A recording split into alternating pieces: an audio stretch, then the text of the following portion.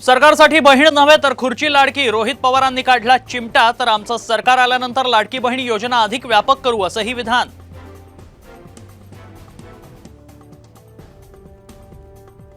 बुधवारी ठाकरे गटाच्या शाखा प्रमुखांची रंगशारदा इथं बैठकीला उद्धव ठाकरे राहणार उपस्थित। विधानसभा निवडणुकीच्या पार्श्वभूमीवर होणार चर्चा।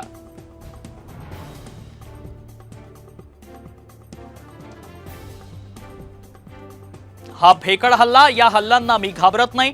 गाडीच्या तोडफोडीनंतर आमदार मिटकरींचा मनसेवर हल्ला बोल।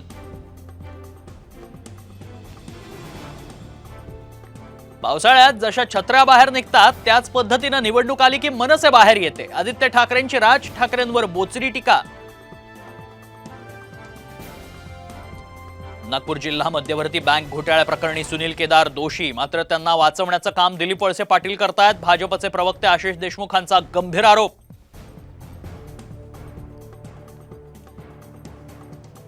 राज ठाकरेंच्या पत्नी शर्मिला ठाकरेंनी घेतली यशस्वी शिंदेंच्या कुटुंबियांची भेट।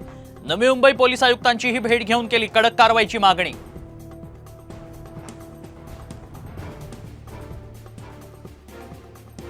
अजित पवारांसारखा महत्वाच्या पदावरचा व्यक्ती वेषांतर करून प्रवास करत असेल तर हा सुरक्षेशी खेळ, उद्धव ठाकरेंची प्रतिक्रिया।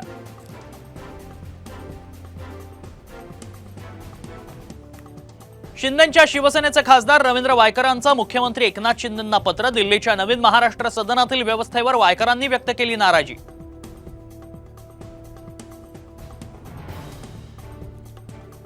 अमोल मिटकरी आधी भाजपवर बोलायचे, आता त्यांच्या मांडीवर जाऊन बसले। संदीप देशपांडेंचं प्रत्युत्तर, राज ठाकरेंचा सुपारीबाज उल्लेख केल्यानं मनसे आक्रमक।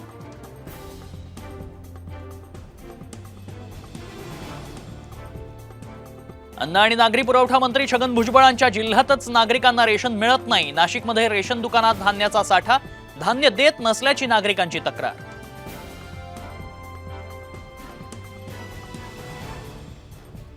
वादग्रस्त IAS अधिकारी पूजा खेडकर प्रकरणी मोठी अपडेट। पूजा खेडकरांच्या अटकपूर्व जामीन अर्जावर बुधवारी होणार सुनावणी।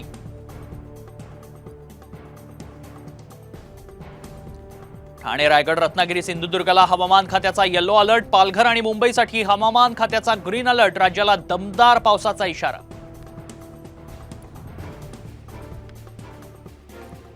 पुण्यातील सिंहगड घाटात दरड कोसळली, खबरदारी म्हणून पर्यटकांना सिंहगडावर जाण्यास बंदी।